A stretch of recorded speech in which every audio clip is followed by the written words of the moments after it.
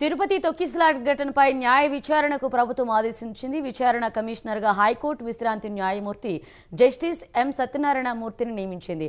Civil కోర్టుకు ఉన్న అధికారులను కమిషన్కు ఉండేలా ఆదేశాలు ఇచ్చింది. విచారణ కోసం ఎవరికైనా సమన్లు జారీ చేసే అధికారం కల్పించింది. 6 నెలల్లోగా విచారణ పూర్తి చేసి ప్రభుత్వానికి కమిషనర్ నివేదిక ఇవ్వనుంది.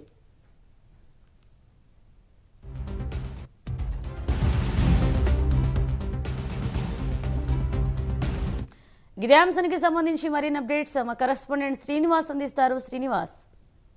ఎస్ మనీషా, వైకుంఠ ఏకాదశి సందర్భంగా ఏదైతే టికెట్ల పంపిణీ ఉందో, టోకన్ల పంపిణీ ఉందో, ఆ సందర్భంగా తిరుపతి పద్మావతి పార్క్ వద్ద జరిగిన తొక్కిసలాటలో దాదాపు 6 మంది మృతి చెందడం తెలిసిందే.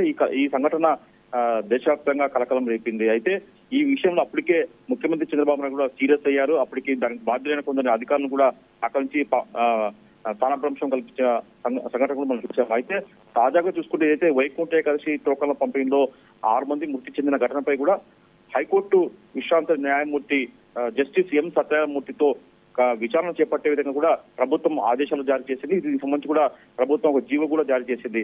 హైకోర్టు విశ్రాంత న్యాయమూర్తి జస్టిస్ సత్యనారాయణమూర్తి ఆధ్వర్యంలో కూడా పూర్తి స్థాయిలో ఈ ఘటనపై తొక్కిసలాట ఘటనలో 6 మంది మృతి చెందిన ఘటనపై న్యాయ విచారణకు ప్రభుత్వం ఆదేశాలు జారీ చేసింది.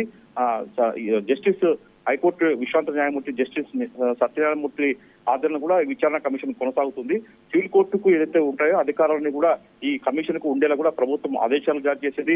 విచారణ నిమిత్తం ఎవరికైనా సమన్లు జారీ చేసే అధికారం కూడా ఈ కమిషన్ కు ఉండేలా కూడా ప్రభుత్వం ఆదేశాలు జారీ చేసింది. అయితే ఈ ఘటనపై కూడా విచారణ సమయంలో ఏ అంశాలపై విచారించాలో కూడా ప్రభుత్వం స్పష్టంగా జీవోలో పేర్కొంది.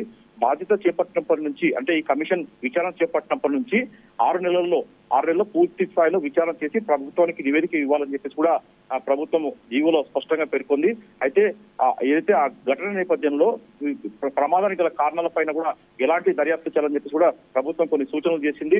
వైకుంఠ ఏకాదశి దర్శక టికెట్ల జారీ కోసం తగిన ఏర్పాట్లు చేశారా లేదా, ఎందుకు ఘటన జరిగింది, ఎలాంటి సంఘటన జరిగింది, ఆ చనిపోవడానికి తొక్కిసలాట జరగడానికి అసలు కారణం ఏందని చెప్పేసి పూర్తి స్థాయిలో విచారణ చేపట్టాలని చెప్పేసి కూడా ప్రభుత్వం ఆదేశాలు జారీ చేసింది.